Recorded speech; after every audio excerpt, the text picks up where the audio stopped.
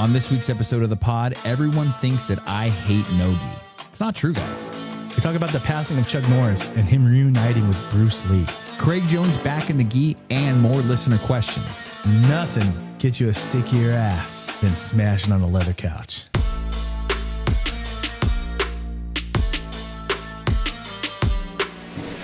Ladies and gentlemen, welcome back to the pod. My name is Kenny. This is episode 129 of the BJJ Balance podcast. I'm here today with my co-host, Matt Vega, Mr. Oast Nation himself. And before he says anything, I want to tell him happy birthday.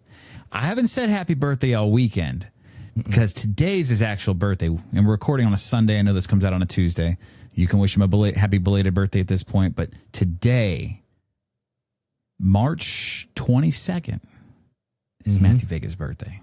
March 22nd, 42 years ago. Mama freaking was in the straps, and my head was so big. My head was actually this size, Kenny.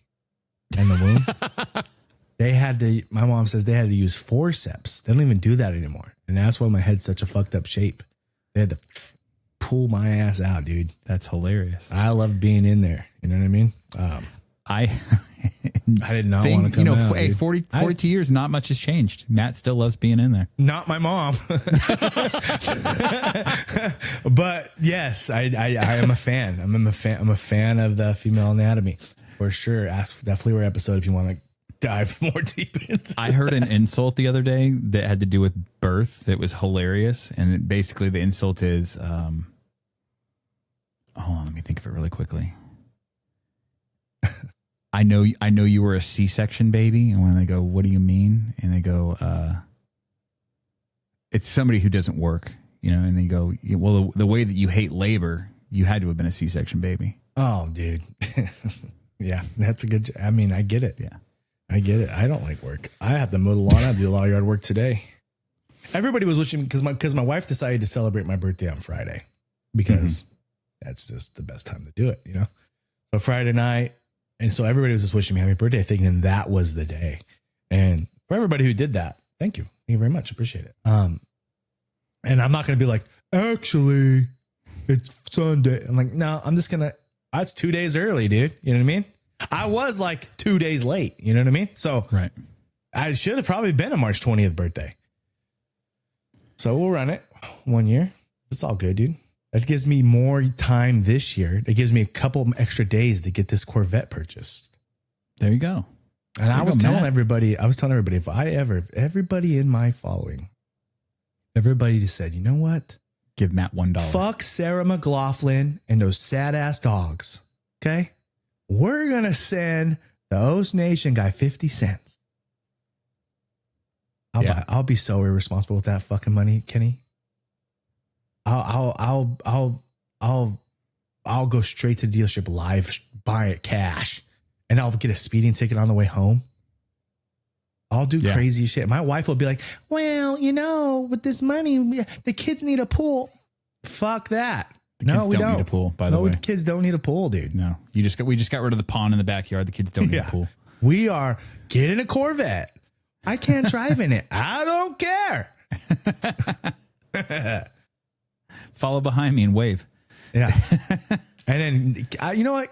So Legs is an old school guy. He likes old school stuff. I have an old Ford Excursion. The AC doesn't work. I got a freaking old car in my garage. It doesn't start. He's like, the Dodge Viper is better than the C8 Corvette. No, it's not. It's not. Oh, because he posted some video of some guy like, there's no base model. Is that you? There's no base model. Because it sucked. The base model didn't even make another run of them. They only made like 3 years of Vipers. It's the worst handling sports car of all time. The first generation was. They still make Vipers. How come I don't ever see them selling them? I don't ever seen. When's the last time you seen a new Viper on the road? There's a Viper specialty shop in Murrieta. I used to see them pretty often because my old boss had one when I worked in Elsinore. They don't like, so they have like all the front navigation and all that shit inside them? Yeah. Yeah, bullshit. I don't believe it. You're lying. Swear to God. Well, there's a company. I'm 42, dude. I've never seen that. I see Ferraris. I see Lamborghinis. I see Porsches. I see all the new supercars. I see Mustang GTs. I don't ever see new Vipers on the road. Like, what's that? Oh, it's a new Viper. What, does it look so much like the old Viper that you can't tell? No, it still looks Viper-esque, but it's better looking in my opinion. It's 645 horsepower, naturally aspirated V10. 0 to 60 in 3.3 seconds. So the Vet beats it. 2.8. Stock. Base model. Drag limited to 177 miles per hour. The Vet beats it. 204 miles an hour. Stingray. Stock. That's why it sucks. It's not as cool. V10? V10. I mean, it probably V10. sounds cool. And can be built that you can put here's an ACR. This is the company in Marietta, a 2,000 horsepower twin turbo ACR Viper. 1,850 horsepower. That gets on it. That's pretty good, dude. That's pretty good. That's pretty good.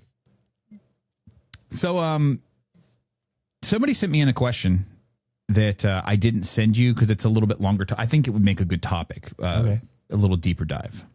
So first he sent me the question. He said, yo, Kenny, I'm competing for the second time next weekend. And last time I competed at under 215.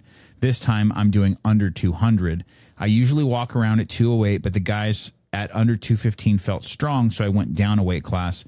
I'm not the strongest, but I thought it might give me a slight advantage. I'm 6'3", 197.8 this morning. What do you think about dropping down? And he said, I'm trying to stay around 197 until I weigh in. I guess that this could be my podcast question. Also, do you think dropping down is good or bad for comps? I think the reality, is most people end up dropping weight for comps. Unless you're ultra heavy and getting to super heavy is just damn near impossible, you're pretty much going to sit there. But I'd say for the most part, most people are dropping. Me personally, I didn't do that because I don't like to cut weight and I don't want to feel depleted. And the way that IBJJF works, which is the only organization I really care to compete in, just for, lineage prestige purposes, down the future kind of a thing. Like, a fight to win would be cool, something like that. But I don't really care about competing at a Naga. I don't really care about competing at an BJJF or a Grappling X or anything like that. And there's no,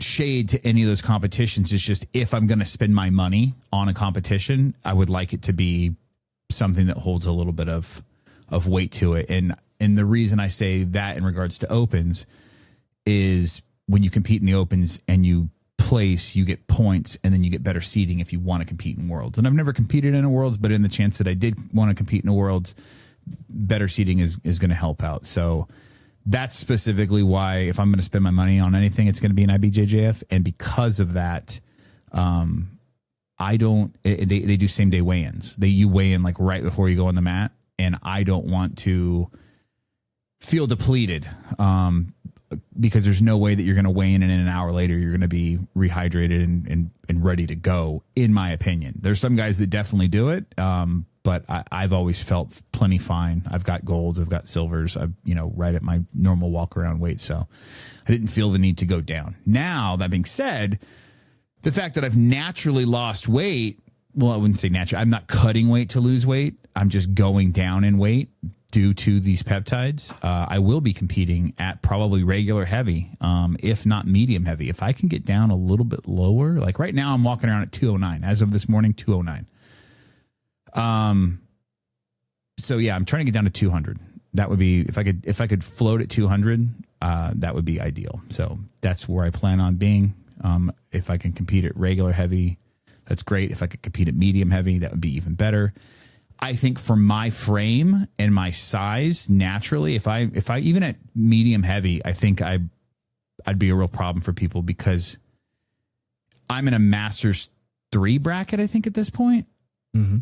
Yeah, Masters 3. And again, no shade if you're a listener. Look, most guys, and I was the same way, most guys that are my age in Masters 3 at a blue belt or purple belt level are not shredded and they're not specimens. And you know what I mean? They're just kind of like your average 40-something-year-old guy. And so it's not like I'm going in there against dudes in the adult level where these are like athletes that train all the time nonstop. Like, mind you, there are those guys in Masters 3 sometimes as well, but it's not the rule. Those are exceptions to the rule. So for the most part, most of the people I'm going to be competing against are other hobbyists, and I think that I'm probably in better shape than most hobbyists, especially down at 200, because I'm going to be walking in at a lean 200 and a strong 200. And those guys are probably going to be a little fluffy for 200. So, they might have a little bit of fat or whatever. I'm probably going to have better cardio, probably going to have a better gas tank all around, probably going to have a little more strength because I've got TRT strength, et cetera. So maybe I'm setting myself up for failure here, but that's just me and my opinion in that regard. To me, I feel like there's two different reasons why you drop weight. Okay. When you're dropping weight in jiu-jitsu in a tournament style, everybody thinks it's because you want to be stronger in that division. And maybe at the ultra heavyweights, that makes sense. If you're kind of like, because the weight is such difference there. It's like unlimited to 220. Okay. So right. Like that's such a big discrepancy in weight. All the other weight classes, if you're dropping weight, you're going to be stronger than the weight class below you, maybe, or as strong. But I promise you, there's probably guys just as strong as you down there too. Mm-hmm. So the only reason I would ever want to drop weight is if I felt that the other division had less guys and it was an easier path for me to get to gold. Does that make sense? Yeah. But the lower the weight classes go, the more people are in your bracket. Because jiu-jitsu is a little man's game. So that's why you see a lot of guys in the super heavyweight division, like the Lunas, or I've seen Clint. I've seen a lot of these guys do, I'm going to go up to ultra for this one. There's only 4 guys up there. Because that's one win podium. Does that make sense? Gotcha. Yeah. I was super heavyweight. I got 9 guys. I got 4 ultra. I'll go ultra. So you'll see that a lot. It's cutting weight for bracket, cutting weight to who you're fighting. That is why people cut weight at the higher belts. They don't really cut weight for a competitive edge, because the higher you belt get, the edge, the competitiveness, they're going to be good. You know what I mean? Right. Like if you're like 150 pounds and you're cutting to 135 or 145 pounds because you feel like you want to be the biggest and strongest there, you're 155 pounds. Your game isn't being the strongest anyways. Right. So now you're going to change your whole style and be a powerhouse at 140. No, you're going to you're probably going to pull guard and do the same shit you always do. Well, I think that also touches on what I was saying too about depleting yourself. Like just because you're cutting weight and you think that like if you're legit cutting weight, especially if you're water weight cutting and you're like dehydrating yourself, you could be putting yourself at a disadvantage by cutting weight. So yes, if you can diet down in time for the competition and get to that, that's one thing. But if you're like cutting weight, that could hurt you. You know what I mean? You don't want to be damn near about to pass out, when you're sitting on the side, in the bullpen waiting to go up for your next match or whatever. Like that would be hugely disadvantageous. Leading up to your tournament, especially your second tournament ever, you should not be worried about a scale. You should be worried about what you're going to do in the match. I would not cut weight. I would fight where you're comfortable. Like, don't even worry about the scale. Like, oh God, man, I hope I'm on weight. The whole week you're like, I hope I'm on weight. No, you should be like, okay, I'm going to do this. I've been training here. I'm feeling healthy here. I'm tired. I should rest. Okay, that's fine. I'm on weight. I can rest. No, I'm tired, but I need to drop 3 pounds. I got to go to the gym, honey, and go sit in the sauna. Now you're affecting your matches. Mm-hmm. You need to just fight where you're comfortable. That's your weight. Like, the cutting weight should only be for a competitive advantage when it comes to bracket size, in my opinion. In a tournament. Now, MMA, hey, man, the guy's trying to knock me out. I'd rather fight the smaller guy. You know what I mean? Like, right. I get it. But in jiu-jitsu, where, especially if you're a lower weight guy, like I said, ultra is the outlier because I'm going against 6'6", 315 pounds. I'm like, oh, dude, I'm 230. I'm 6 foot barely. I need to get down to 217. You know what I mean? That makes sense. But the little guys are going to little guy. You know what I mean? And like, right. I promise you, there's probably guys stronger you in the division lower than you because it's only like 5-10 pounds. You know what I mean? Well, like, he even said there too that he's like, me go back to it real quickly. He said, I'm not the strongest, but I thought it might give me a slight advantage. You're not going to be strong. But it might not. Look at, you're not, maybe, but you're not going to. 6'3", 200. I'd say your advantage is probably your length at that point. He probably pulls guard. He's probably got long spider guard sweeps or works triangles or stuff. You know what I mean? Like, right. You're long. Like, and that's where going down a weight side. I mean, you might have a bigger frame advantage. Maybe. You know, that's where, if you look at, when you have that, when you're 6'3", 197, and you're competing at 200 pounds, watch Hodger Gracie. Watch how he plays jiu-jitsu. Not saying you're going to get to that skill level, but Hodger Gracie just reaches over your back and grabs your pads. You're like, oh, yeah, fuck, dude. Yeah, dude, his length is such an advantage, and he uses it so well.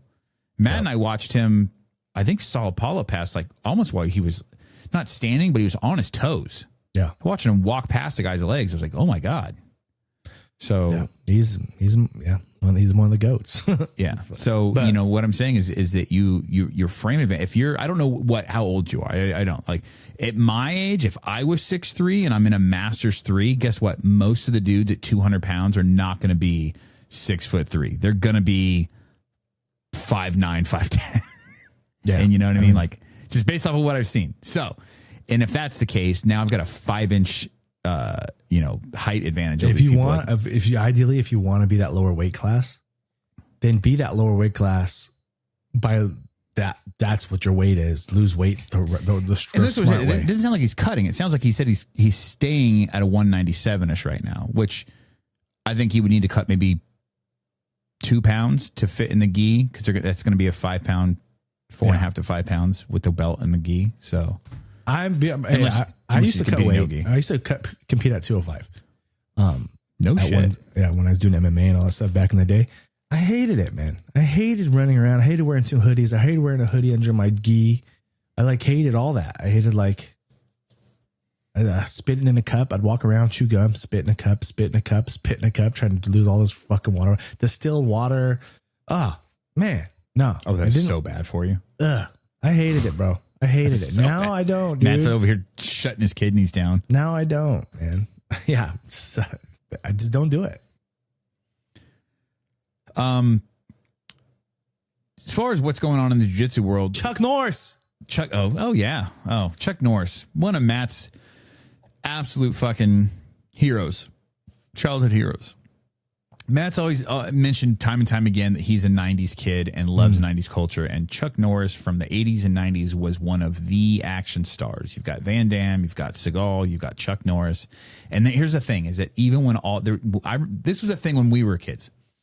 And it's probably definitely not a thing now, but we used to always be like, oh, is you think it's legit? Do you think so-and-so's legit? I hear Seagal's legit. I hear Van Damme doesn't even do karate or anything like that. I heard he did ballet. And that he just fakes karate for camera. I remember hearing that as a kid. But nobody ever spoke bad on Chuck Norris. Everybody said Chuck Norris is legit. Everybody said Chuck Norris. Everybody said when shit hit the fan, the number one guy no one would fuck with was Chuck Norris. Everybody, he was the man. No one second guessed it. Not even Seagal talk shit on Chuck Norris. Yeah. That motherfucker. I used to come home every day from school. And after basketball practice, Walker, Texas Ranger, fall asleep, wake up, Norris just kicking a dude through a plate glass window. A plate glass window didn't stand a fucking chance when Charlie Norris was on TV, dude. Don't even walk close to a window where he's going to kick. Right now, he's in heaven and some dude just kicked through a fucking window. And for everybody that says that him and Bruce Lee are reunited again, Kenny, what do you got to say to that? Bruce Lee was Buddhist. Buddhists don't believe in heaven, believe in reincarnation. So at best, Bruce Lee is back down here. Yeah, that fight ain't happening, dude. Yeah. Bruce Lee is some toilet paper in my bathroom right now. Yeah. Or he's getting kicked through a plate glass window. Who knows? Or he's in the same freaking lip balm as fucking Fluor Brown's fucking foreskin. We don't know, dude, because you coming back reincarnate into something else, right? Just joking, Buddhists. Don't get mad at me, dude. I don't need, dude. I don't need. Dear Madam Sir, fucking steal my crypto.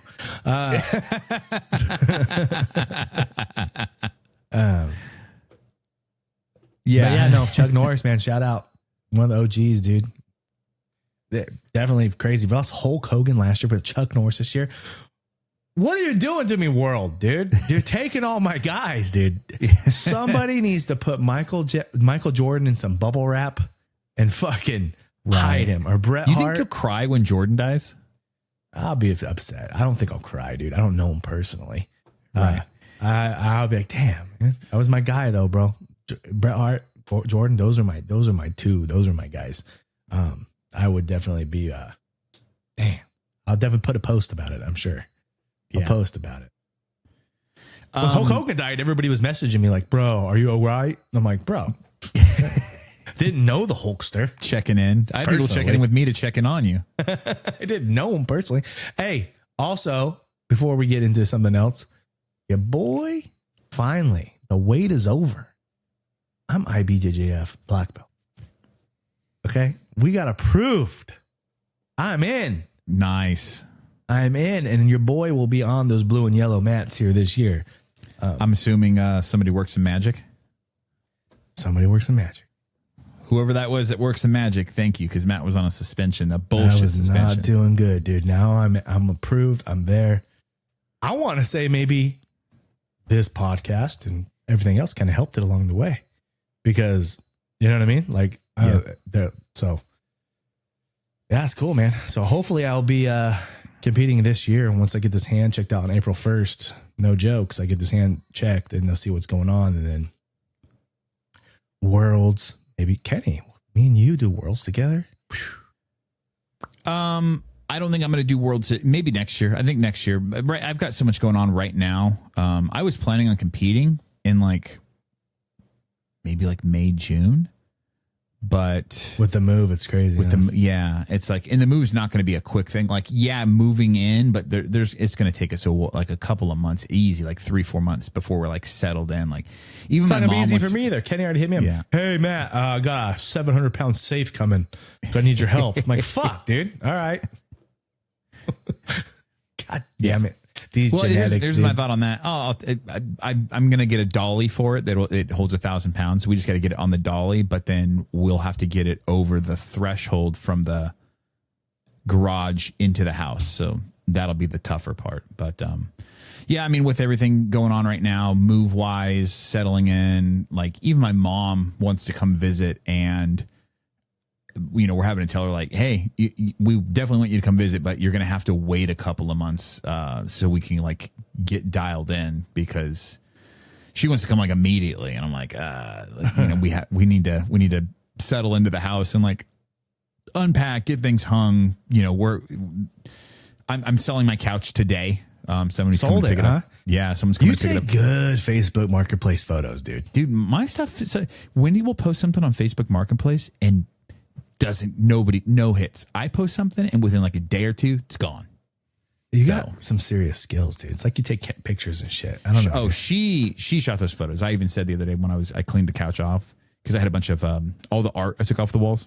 Mm-hmm. I had sat on the couch and I cleared the couch off and I said, hey, come shoot some photos of this so I can post it. And she did. So Wendy gets all the credit on that one. That's good photos. Yeah. So once we sell the couch and we sell the kitchen table, which I think we have someone coming this week to grab that, that's just less stuff we have to move, but that is stuff we have to buy when we get there. And we've gone couch shopping and we've gone table shopping, and my wife doesn't see anything that she loves. And the only thing she's found that she likes visually is on Wayfair. And I'm so sketchy about buying a couch off of the internet, because you got to sit on a couch. You got to sit on a couch. You can't. And it's like, it might look the part, but if it's an uncomfortable couch, you're never going to want to be in the living room. And that's a thing. The couch we have now, I think it's comfortable. That's why we bought it. The issue with it is that Wendy's like, she's very allergic to like pet dander. So she's like, I sit on the couch and I get itchy because of dog hair and whatnot. So she wants a leather couch so that we don't have to worry about dog hair. Ooh, I sit on the couch and I'm fine. I don't itch at all. So a leather couch, I'm sweating already, dude. Yeah. I remember sleeping on my mom's couch. She had a green leather couch. Everything in the 90s was forest green. Yeah. Okay. Now, forest green cars, forest green couches, forest green phones. And I remember she had this forest green couch, and I would just would lay down there, fall asleep, and just come off when it. You peel yourself off of it. Peel myself off the damn. And boy. Yeah.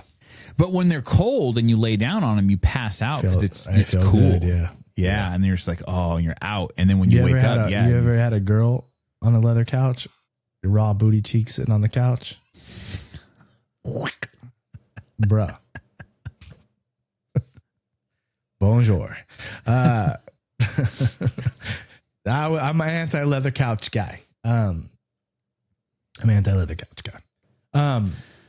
They do hold up more.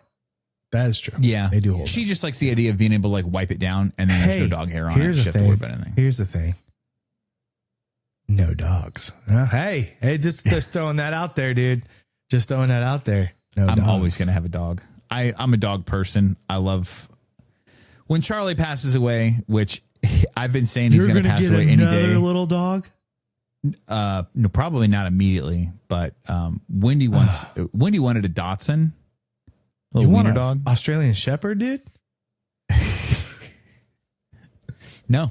With fucking first of all, Carly doesn't like me, so fuck him. He does. He has his amnesia. He forgets. 10-second Tom, dude. He does.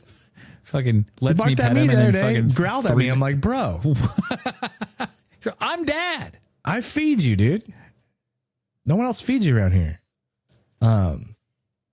That's funny. But yeah, no, it's couches. We remember we bought our couch. We had to wait like 4 months for our couch to get here. No shit. It's back order, so you got to make sure of that. Oh right. Yeah, we won't get it for you, but we'll be here this date. I'm like, fuck. Dude, we're sitting in lawn chairs in the house. Man, like it's not cool, dude. Not cool. Yeah. So you got to make sure of that. What I liked about this house is a couple of things. One, it's not 2-story; it's single story, which is nice because I feel like it's more spread out versus like stacked on top of each other. Mm-hmm. There was a house that we looked at that square footage wise was technically bigger, but it felt so crammed.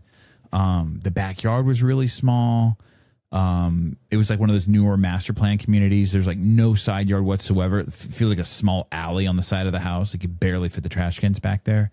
And then the house was tall, like the ceilings were all tall and the doors were tall. They're like, probably like the 10-foot doors or whatever. Mm-hmm. The problem is that like everything felt compacted. So it's like you're downstairs, it's like dining room, kitchen, living room, open floor plan. But then you go upstairs and it's like everything is there's no space whatsoever. It's just like very tight corners. And I was like, dude, even though it's square footage wise bigger, it did not feel bigger. This house feels really open and flows and it doesn't have, I feel like you have a second living room. And I feel like if I had a 2,800 square foot house, fine, great. You know what I mean? Second living room for sure. But I feel like when you have a 2,000 square foot house and you have a second living room, I feel like the square footage that's in that living room, I would rather it be in other places. Exactly. Right. Yeah. Exactly. So this doesn't have that. This has a living room and then like there's like an extension to the living room that's like a smaller, it's like maybe the size of my dining room. And the people currently have it set up as there's like 2 sitting chairs in there and whatnot. That's where we're going to put our records and the record player and some speakers and whatnot. So it'll be like a little music listening area right next to the living room, which is cool. But it feels like it's one flowing space into the living room, but it doesn't feel like the living room is massive and like almost too big, So that's a good birthday present for you because you know whose birthday is it next? Yours. This week, right? Or next week? In 15 days. 2 weeks. Yeah. 2 weeks. You'll be moved in too, huh? Yeah. Yeah, we're moving in the weekend. No, we're moving in the weekend after. That's a good birthday present. It's getting painted during my birthday. That's a good birthday present. You're having someone paint, right? Yes. Okay. Yeah. That's great. Yeah. Talked to the painter last night, so we're going to do the office. He's going all black, but he's going to do the ceiling, the walls, and then I have that built-in cabinet area. He's going to paint that all black and whatnot too, which I'm excited for that cabinet area because I'm going to be able to put some like dope kind of accent lighting in there. I told Corinne I wanted to paint this room all black. fucking live for shit. Yeah. She'd be like, fuck no. My dad sleeps in there once a year. Do you have a 4-bedroom or a 3-bedroom? 1, 2, 3, 4 bedroom. 4 bedroom, 2 living room, 1 kitchen. So you have your master, you have Bean's room. I'm assuming General Lee's has a room. Yeah. And then this room. So, and the baby's so room, and then this room, off. You're in the guest room right now. Yeah, technically. Yeah. Dude, dude, you know what you need? You need a fucking, for that room right there, you need a Murphy bed, bro. So when the 2 times a year that Corinne's dad comes to stay, he has a nice full size or queen size bed that folds into the wall, and then the rest of the year you have that room. Sawyer this fucking room right here, and then you know what I'm gonna do? Paint it anyways, dude. That's what I'm gonna freaking do. You gonna leave me? Gonna leave me, dude? The funny guy? Come on, dude. No, because I painted a room. Because I painted a room. Come on, dude. It just got delivered right now. So update. My wife likes these romanticies, fucking dirty fucking books, right? Mm-hmm. And she likes the I don't know, they're like dragons and fucking elves and shit, all just banging each other and like. But she says she likes the story, which I guess the story is pretty good. Whatever, dude. But there's some. They get after it. So I bought her a book. It's called like Dirty Mom Book Reader shirt. And it's a shirt and has like book and has the pages being spread with fingers like that. A Dirty Mom Book Reader. I got delivered right now. We'll see what her reaction is on that. I'm like, I got you a gift. She's all excited. When I get you a gift, it's not a real gift. It's a kind of a joke.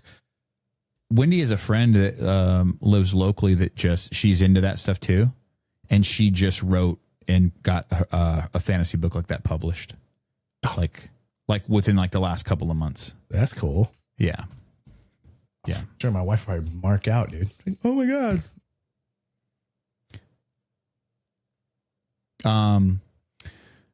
What is this right here? Let's get that. Boom. So we've got. I was watching that, dude. The T-Mobile commercial. We got some listener questions, and I'm going to start with one, and just because Matt and I want to touch on it real briefly, and then we'll kind of say what we have to say about that. So this question is from Jared, and it says the PGF has stated that their goal is to create a profitable and sustainable opportunity for its athletes to earn cash in competition.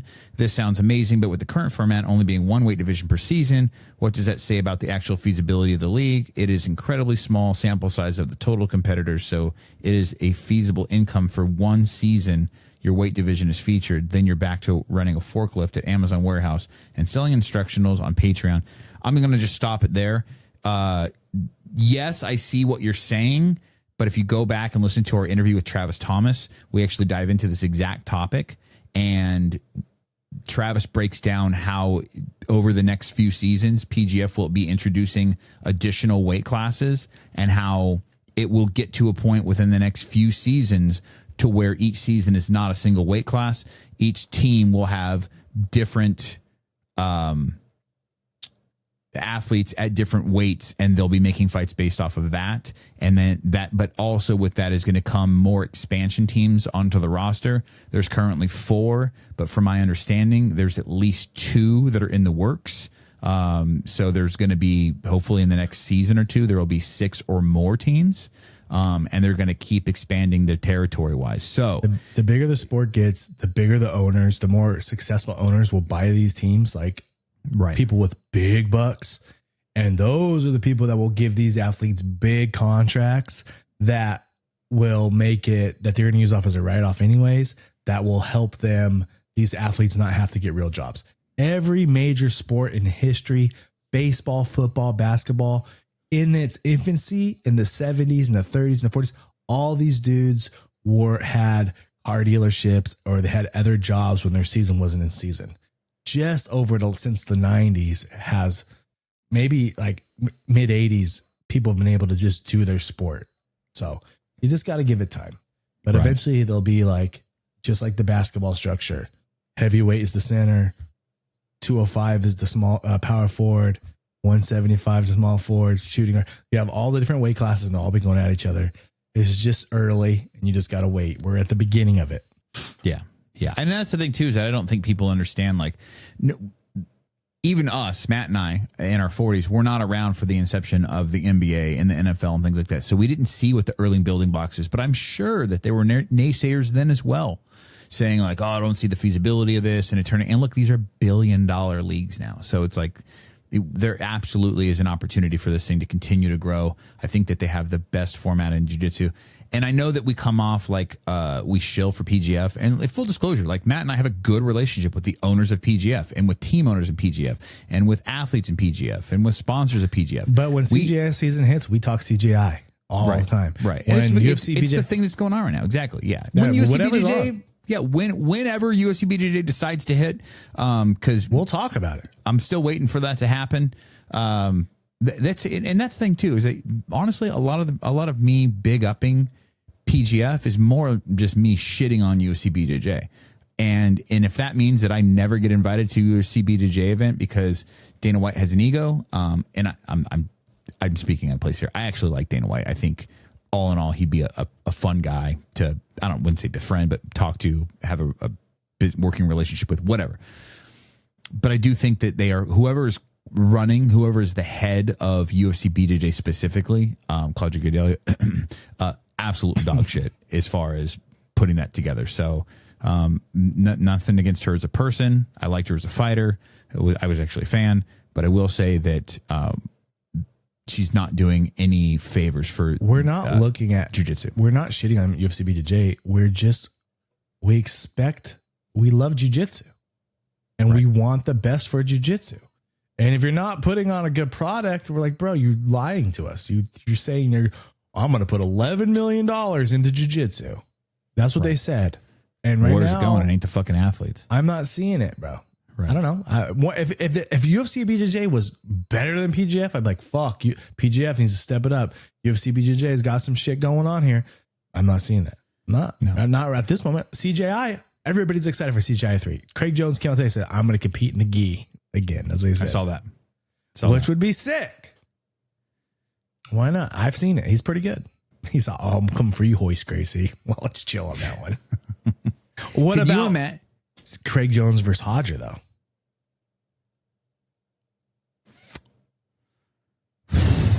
I love Craig, and I'll say right now I'm a Craig shill, but I don't think that he beats Hodger because you're taking the leg game out of it. It's been a long time since Hodger's competed. Yeah, but he's still out there fucking training. We've seen that firsthand. I've seen it. It'd be good. Yeah. No, I think it would be entertaining. But or Craig Gordon Gee. I'm going to be honest with you. I think I give it to Gordon just because Gordon's whole game is control, and if you put Gordon in the jammies, he just has more of that. I've seen Craig can beat in the gi, bro. He's got it. Didn't he beat Keenan at purple? They fought. I saw him fighting at Brown, and I didn't. Was it Brown? They didn't show who won, but it was back and forth, bro. Keenan is no joke in the gi. No, Keenan, I think changed the gi game a lot. For sure, with the worm guard and all that. Yeah. He really brought that. Not saying the low lapel guard wasn't a thing, because Bazoons would be pissed. Like when the rubber guard got brought in, everybody's like, the rubber guard was already a thing. It's a high guard. I'm like, okay, whatever, dude. But he brought awareness to it. Yeah. And also, the rubber guard was a high guard, but Eddie doesn't just make a guard. He made a whole system. Sitting on the wall when you're tired was a thing. Yeah. Okay. But I call it the cuck wall. I brought awareness to it. Okay. So it's the same. It's the same thing, dude. You know what I mean? Like, it was already a thing, you know? Right. You know what's gayer than sitting on the cuck wall? Fucking what? Doing handstands on the cuck wall, because then your ass cheeks are in the air. Oh, yeah. You're just twerking, dude. You're like, no dollar bills. Fucking twerking on the cuck wall. It's so funny in my classes. Like, nobody sits on the wall, bro. They all lay on the floor. Like, no one will touch the wall, bro. The wall's lava when I teach, bro. Oh, fuck, dude.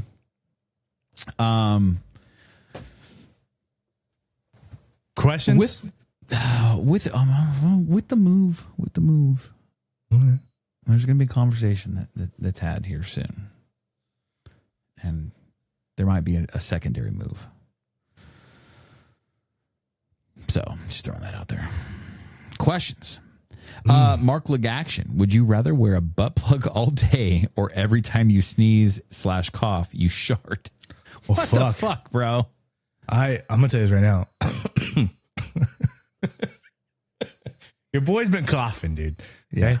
It would be horrible. Right now, in this mode I am right now, I would probably definitely say, well, I haven't been outside today, so I haven't really been sneezing, but I would definitely say butt plug. Wow. I don't want to shit my pants. Brother, I've shit my pants as an adult on more than one occasion. I know, Kenny, but look, I know, Kenny, I know, but that's so inconvenient. Not if I'm at work, I get to leave. Look at it's not. I mean, my wife isn't bringing a change of clothes to the office. If a female puts the plug in, I'm not a fan of either. I don't want it in there. Okay. If a female, it's not. Look at it's not gay if it's with a girl. Honey, I need you to do this for me. I gotta put my plug in. And if I do it, it's gay. But if you do it, it's if a man puts the plug in, it's gay. If you do it yourself, it's not. It's not gay. It's self-service. Is it gay for a guy to put his Prince Albert penis fucking piercing in every morning? No, but that's a piercing. That's not putting something up to your ass. It's still going in your body. You don't win that argument. I'm sorry. I don't know. Look, I'm not going to shart every myself. time I sneeze. I mean, I'd rather shart myself. I'm not coughing or sneezing very often, so you're probably right. You're probably right with the sharting. And the reality is that the butt plug, you're still that the butt plug just preventing something from coming out. What if you think, oh fuck, I feel a sneeze coming on? You just like, no, bro. You just know, like, look at the light. You're probably right. You're probably right. You are right, dude. You are right. I'm just looking for an excuse to put a plug in, you know? Second question from Mark says, it's my birthday. Who is the smelly training partner? Must give name. Chad. I don't think I have any smelly training partners. I've had them in the past, and there was a guy that I used to roll with at 10 Planet when I was at 10 Planet Marietta, and I don't know that he does jiu-jitsu anymore. I think he might actually. I think I've seen him there one of the last times I was there. And Mark knows him, and I'm going to say his name, and his name was Tim, and Tim was the smelly guy, and it was every day, and I couldn't quite understand it. I don't know if he worked all day, and then he came straight to jiu-jitsu, and it was like maybe he did the labor job, and he smelled, but it was the heavy BO every day, and I'm like, we're not even in geese, bro. This is no geese. So are you washing your rash guards? Are you recycling them? Are you did you leave these rash guards in the car overnight and you've washed them and the smell just don't go away? At that point, throw them away and buy new rash guards. They're not that expensive. Get some off of Amazon for I think $20 or something like that. But fucking dude. The smelly gay guy, I'm going to say a name. Okay. And, look, and he's not anymore. But this is when I was a white belt. He was a blue belt. Carlson Gracie, back in the day. His name is Rod Cantrell, and Rod Cantrell is now a black belt and the owner of Pace Jiu-Jitsu, and he also sells houses in Florida. So his gis always look crispy clean, but I think he was active military at the time, and he would come, and sometimes I feel like he would just oh fuck, got my gi from last time still in the truck, and the dude was musky. He was very good at jiu-jitsu, but musky. You know what's wild? When Matt and I went to PGF last time, we were there for a week and we brought a bunch of gis and rash guard kits and whatnot. And we were like, dude, what are we going to do? These are going to smell. Shockingly, bro, they didn't.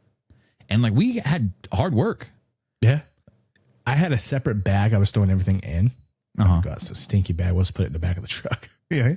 Yeah. But, yeah, when I'm going up there in a couple weeks. I don't think I'm going to take my gi because I'm leaving in the morning. I'm not going to make it to their little new thing anyway. So I probably won't be getting there. Go early that day, though. Go leave it fucking. I'm teaching 4 a.m. Oh. Are you teaching 6 or just teaching 4 and dipping? No, just 4. I already got 6 covered for that day. So and then 5, you'd be there at night. You'd be there in time for that shit. Check in afterwards. Maybe I'll take it just in case. We'll see what the timing looks like. Right. It's not even that. It's just that I'm going to be at the Orleans. I'm going to be at the Orleans. You know? Yeah. Hanging out with my girl Waffles. Fucking dead bugs.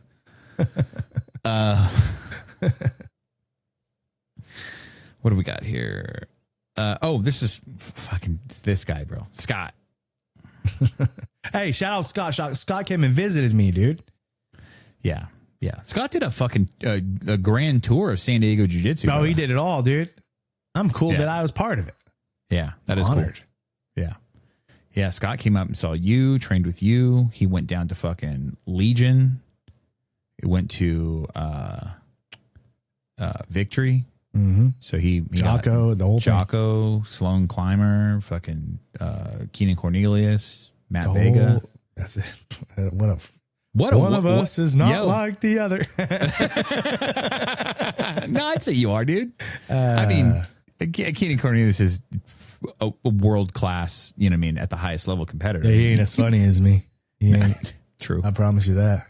Now I'm the funnier than all those. I'm funnier than Hey, Jocko, I'm funnier than you, dude. Don't fucking suck on that, dog. Good. I'm not funny at all.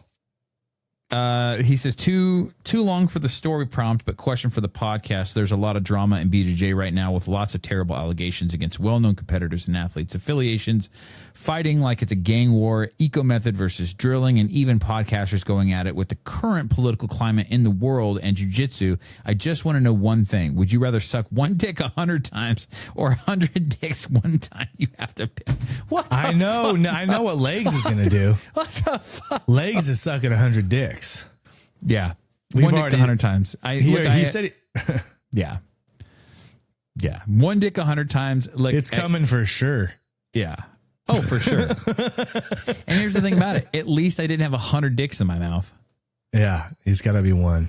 It's Yeah. got to be one. Just me and my butt plug and the one dick, dude. Ha!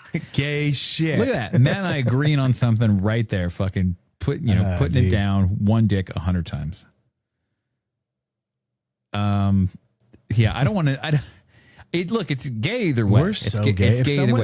one day, someone's going to go to all these questions, all Scott's questions, and just post our compilation of our answers. And we're just Scott going to, questions. and it's just going to have the back Pink Pony Club in the back. And it's just going to have us being so gay. And they're going to, it's going to be bad, bro, because internet is forever.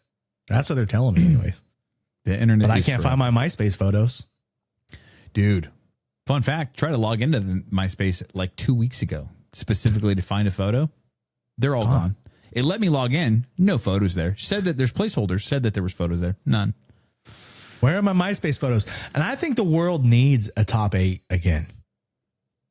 I think as a society, I think Instagram needs a top 8 because sometimes you got to let your motherfucking friends know where they stand. Like, it used to be at the 3 spot, bitch. Now you're at 7. This weekend, Matt hits me with hits a voice memo to the group chat with Nate and myself and says, Kenny, I know that you just closed escrow and you're packing, and if we want to do something for my birthday later, you don't have to come to this thing Friday. I totally get it. No hard feelings. Nate, you better be there. Our friendship depends on it. And I was like, I was laughing so fucking hard, bro. He was there, dude. Had a good time. He was. Had a good time.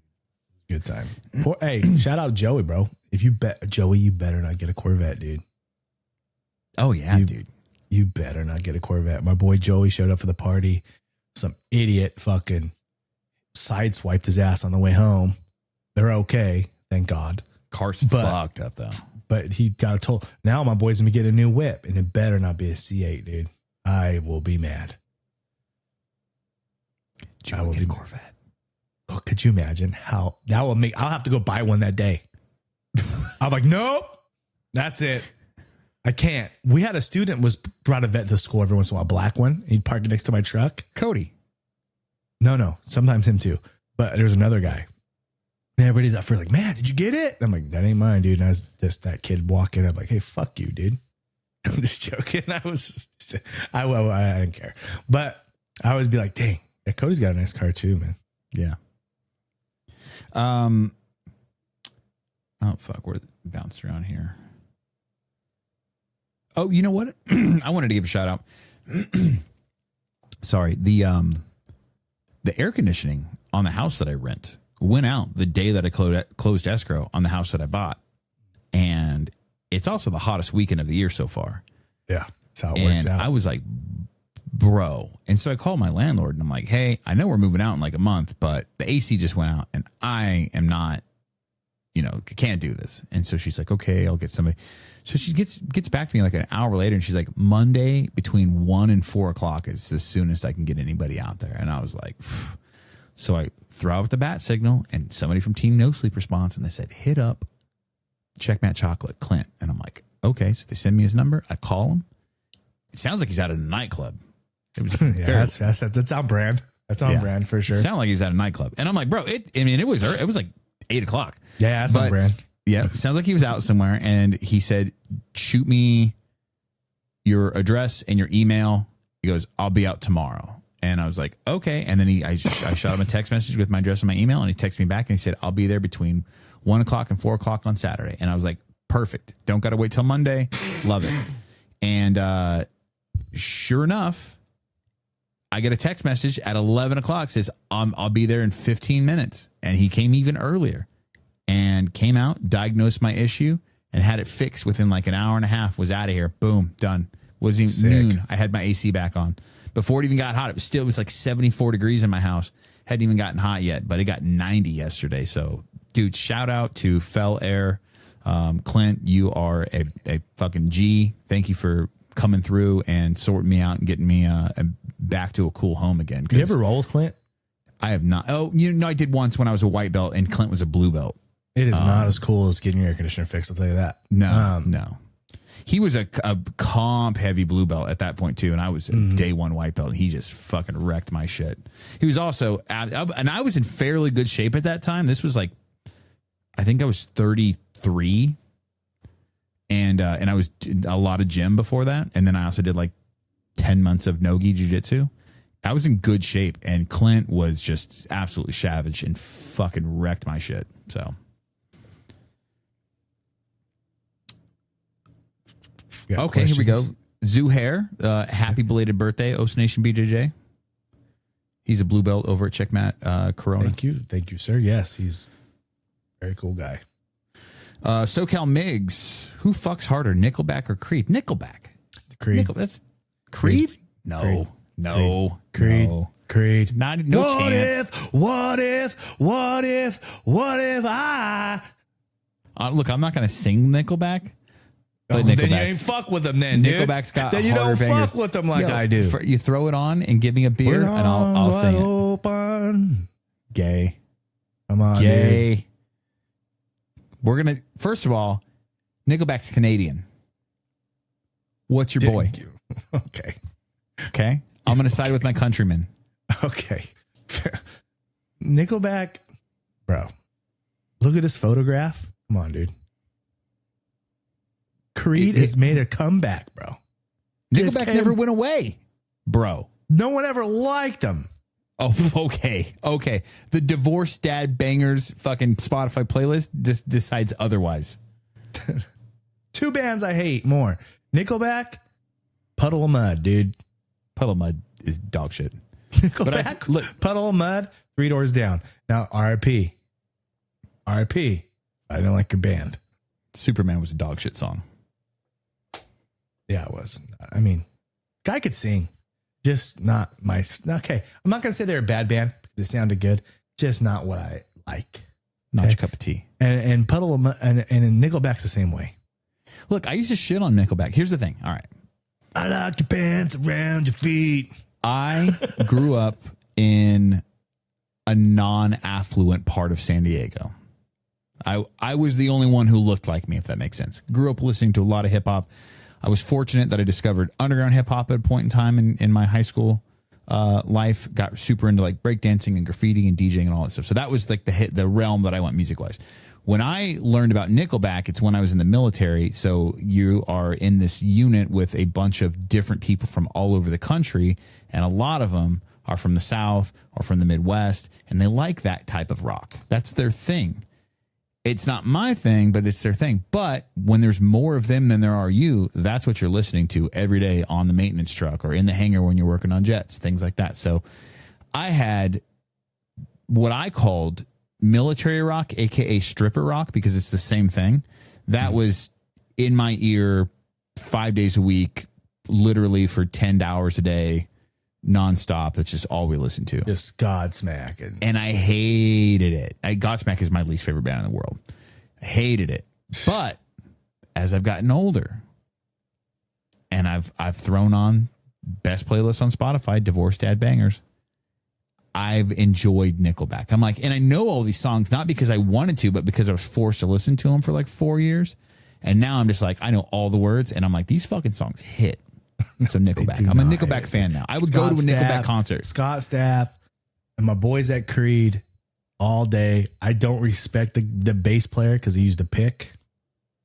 Okay. You can't. Yeah, I'm finger bass, baby. Come on, finger bass. Your boy, I'm a very like 3-stripe white belt at bass. I was actually in a band. Oh, really? School. Yeah. Don't tell nobody, dude. Don't tell nobody, dude. This is the first time. You don't tell. You just told it on the podcast. Don't tell nobody, dude. But your boy can play a little bit of bass. I could slap at the bass a little bit. Okay, that's hilarious. But, I never would have. I would never picture you having a lick of like musical talent, and here I am fucking proving it wrong. Thanks, dude. The more you learn at 42, you just bro. seems like a guy that doesn't have rhythm. I don't know. I mean, it's not basically great. Basically, you have rhythm. It's like I can hold a beat. I can hold a beat with my fingers. I can hold a beat with my fingers, dude. I mean, all right. That's a fucking, now I don't know. My fingers don't work very well. Yeah, no, I am I'm not saying I'm great by any means, dude. Okay. I was good at bases, probably as good at shooting guns. Okay. I can do it. It is what it is. I can make this. I can follow the basic chords, like power. The next power time we're chords. PGF together, I'm gonna get the bassist from Five Finger Death Punch to pull his bass out, because we'll just say that the area in which Five Finger Death Punch practices and the area in which PGF happens are in close proximity. I'll get the bass to come out, and we'll hear some Matt Vega bass lines. Oh, dude, you're about to be. You're like, wow, man, it's not so bad. I'm about to be wet. That's what you're gonna say. You're like, wow, it's not so bad, dude. I'm gonna look you right down. Actually, one time I was with Corinne and we were at like a family event, and I was like bassing with just a regular guitar, even though it's not as easy. And I was just doing. She looked at me like, "What the fuck?" I was like, "What?" She's like, "Well, since when?" Like she had no idea. I just had it in the bag, It's back there, dude. She's like, I don't know. I would have done the same thing. I would have had the same reaction. I would have looked at her like, I don't know. I was like, I've never tried it before. I thought I'd just try this. I didn't do that. I should have. She was like, holy fuck. All right. Huh, I guess I'm a prodigy. I'm not reading music or anything like that. I just memorize what the guy, the singer in my band was my cousin who passed away. He got into drugs, got homeless and all bad shit happened a couple years, like last year. But he was really into music, and he was actually a frontman for a couple of bands. And so we were doing stuff on the side, and we were trying to start one when I was like 20. And he'd be like, this is what you're going to do. This is the rhythm you're going to play. Boom, boom, boom. So I just memorized what he showed me, and then I would just follow him along. So like I'm saying, like I'm not like I created this new riff. I was just doing what he was telling me to do. Right. Which is how most people start out playing. Mm. It's funny. I've got a couple of good friends that are bass players. And the funny thing is that most guys that play bass really well can also play guitar really well. It's just they end up playing the bass because it's what was needed in the band. Mm-hmm. So my buddy David, who's the bassist for a metal band called Impending Doom. I figured you to be in a metal band at least once in your life. I tried to learn bass. No bullshit. When I worked at Guitar Center. So my girlfriend at the time was a metal guitarist in a couple of prominent like bands in that scene. And so she played bass, and she was teaching me bass. And I had borrowed a bass from one of my coworkers at Guitar Center that was a bassist in a band and had like a sponsorship for their band. They were sponsored by, I can't even remember the name of the fucking bass band. It was a dope bass though. But so she let me borrow a bass for like 6 months, like a dope bass. I would like to fuck with it again. I kind of miss it sometimes. Just like, I used to have like a big old amp, like a big old fucking amp. It was like, big boy, dude. You have to wheel it around. The cool part now is that they make these pedals. It's not like a pedal board like it used to be back in the day, but it's like a digital thing, and it does amp modeling, and you just plug headphones into it. And you can hear it there. And it sounds like you're playing through a massive bass, but it's just in your ears. Yep.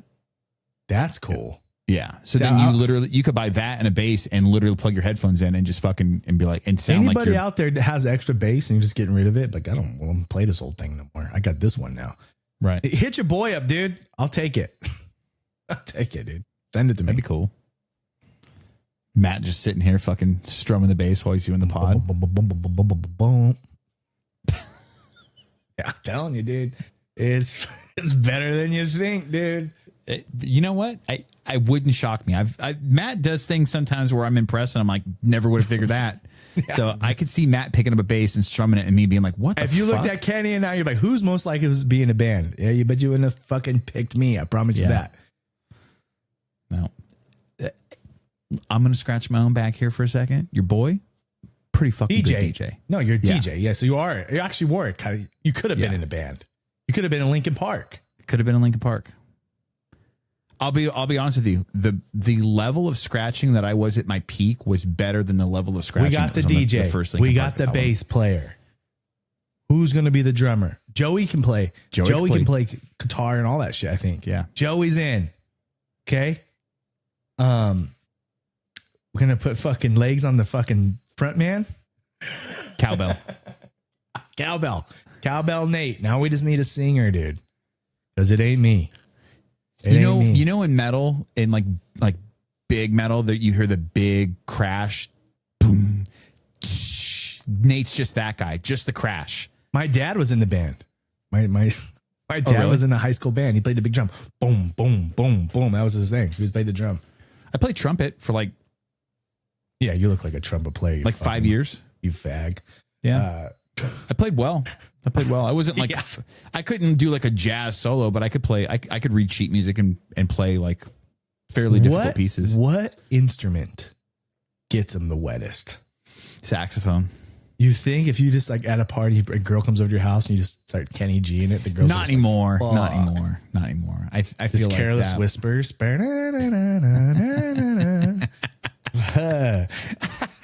It's got to be the acoustic guitar, right? Yeah. The harp ain't dropping the panties. No. And then there's certain things like I look at as now. A man, like, it's the drums. Yeah. Well, you know, as a man, I think, and this was something that is popular like in like rockabilly music and whatnot, but like the stand up bass in like a heavier cello? rockabilly band, a big ass cello. Wendy had a cello when I met her. A cello. I was like, I said, what the fuck are you doing with this? She goes, oh, I was learning how to play. And I'm like, from who? Oh, that's kind of hot. Who the fuck is teaching you cello? I have a guitar. Corinne, believe it or not, my wife, singer. And she was actually with the Nashville and was doing country music. Oh, really? Before her mom got sick. So it was like a whole thing.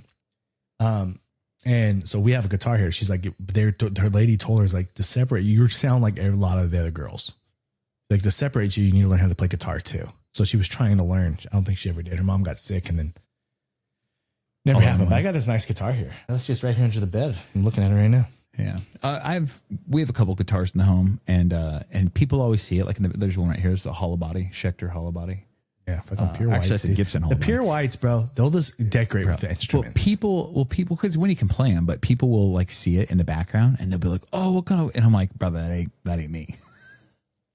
You want to play us something? I'd be like, no, I'm this guy. Yeah, we're gonna start our band called Lasso Matt and the Sweepers, dude. And we're going. You can't be the head of the band if you fucking are the bass player, bro. Sure, I can, dude. He doesn't sing; he just plays bass. It's fucking. I come on and do some stand-up comedy. I talk a little shit. Also, I was at the comedy show again this weekend, and then the guy was all. He said something to me and all the guys were sitting with me and I had a quick one-liner back. He asked me a question. He's like, hey man, can't be funnier than me. And he never came back to me again. That's funny. I was ready, dude. Yep. Matt was there, guns hot. I heard he made a fucking joke about credit scores. Yeah. Wrong place, bro. Yeah. Was it about bad credit? I'm like, bro, you're in Temecula. He's all. You know, and some people, we got those chime cards and stuff. And then my wife saw, what's a chime card? As for the poors. That's for the poors, honey. We don't. We're big banking it around here. We got mortgage debt, you know? We're good. We're doing good over here.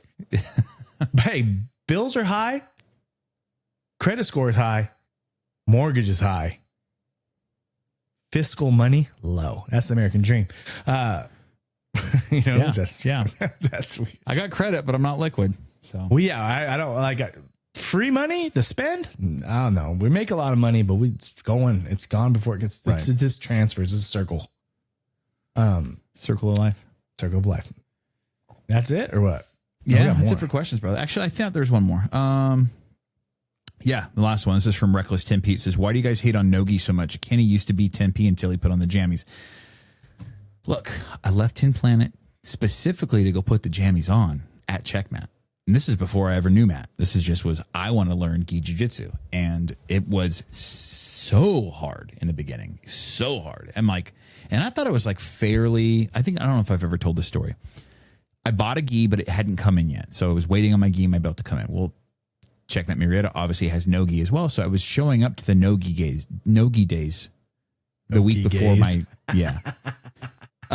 so I showed up to Tuesday and Thursday this is when Poncho was still at Dan Henderson's. And I did, for white belt with about a year experience, I did well. I was doing well. There was blue belts that I was able to hang with, things like that. Once my gi came in, and I put it on, and I literally walked in with the confidence that I had from the week before in no-gi, in the gi, and I got absolutely fucking manhandled by everybody. There was a 16-year-old blue belt. He's a black belt now. White kid.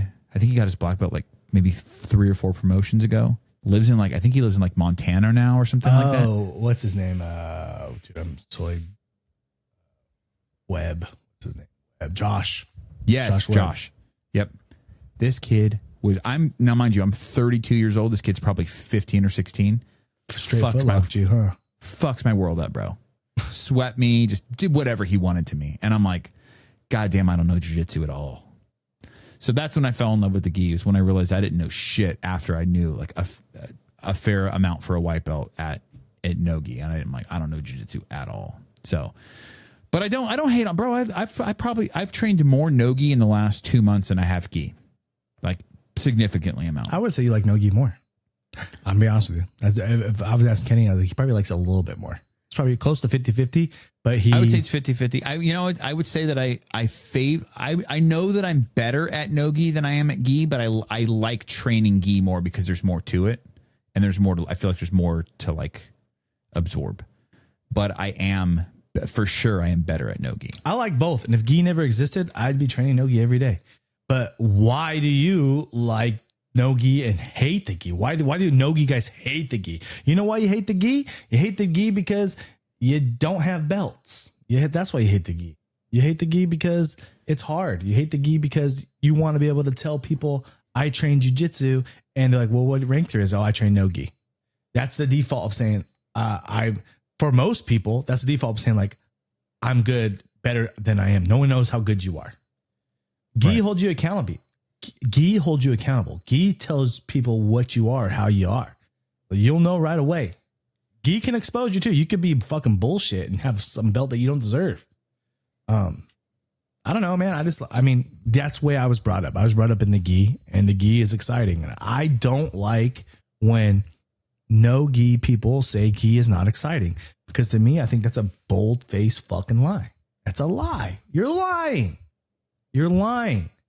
Maybe at the rooster weights, there's a double guard pull, but there is more double guard pulls in no gi than there are in gi. Gi, you're getting inside trips, judos, collar drags, over the top. You're getting guard passing. You're getting less leg locks. You're getting just as many subs. Oh, it's slower.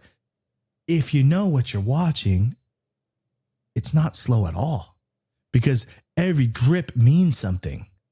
If you know jiu-jitsu, oh shit, he's trying to get that underhook, but he's got this grip.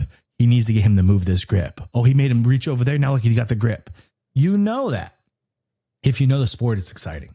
Just like no-gi is slow paced for someone who doesn't like jiu-jitsu. They rather see stand up. Stand them up, they say. We want to see him throw hands.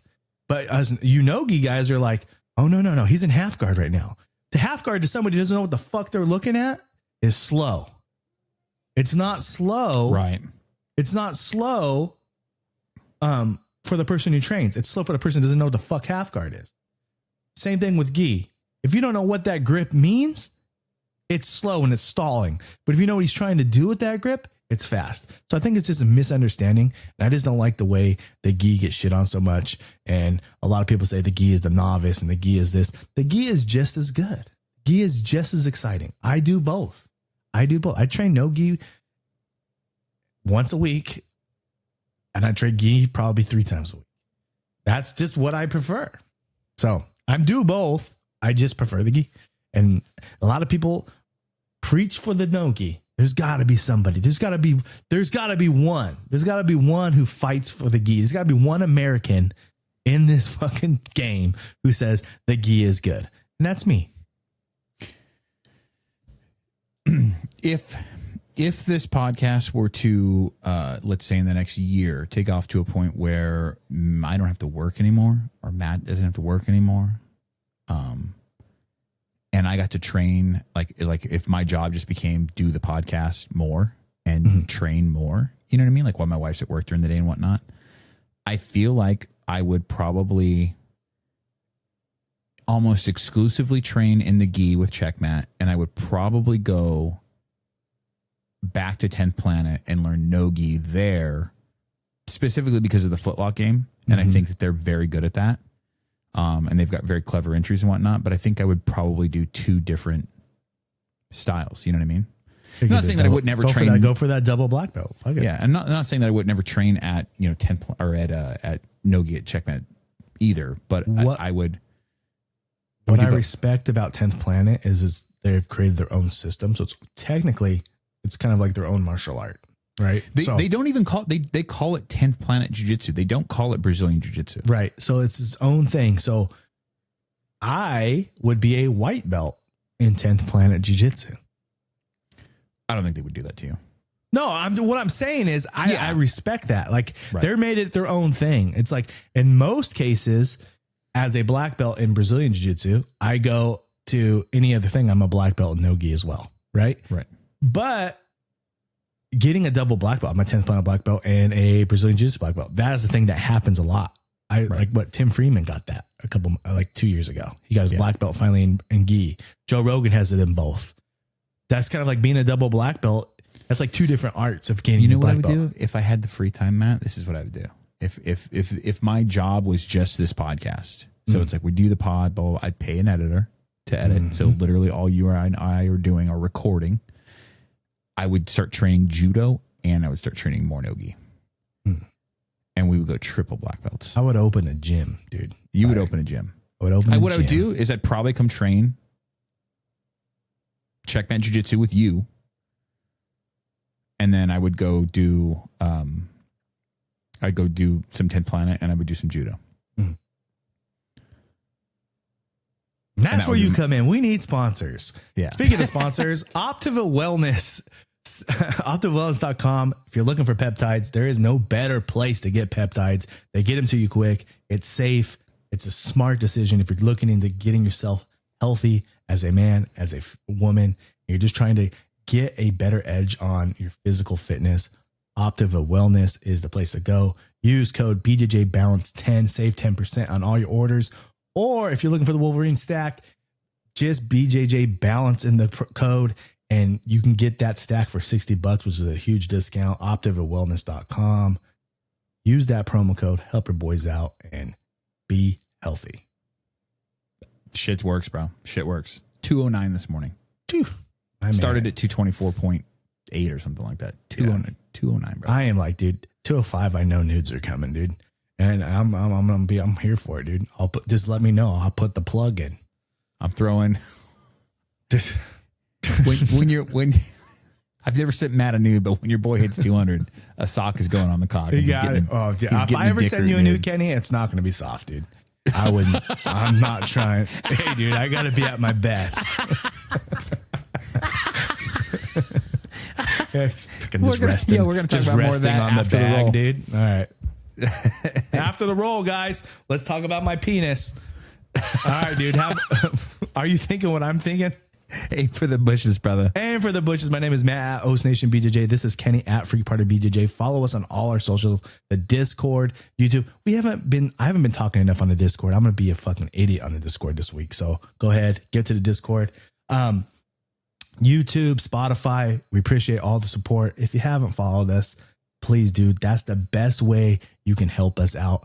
After the roll, we get a little loosey-goosey there. It's a little extra pay, but trust me, we try to make it worth your while. Anyways, again, we appreciate you guys. Thanks for everything. Have a good week. Choke somebody and help somebody this week. Have a good one. Os.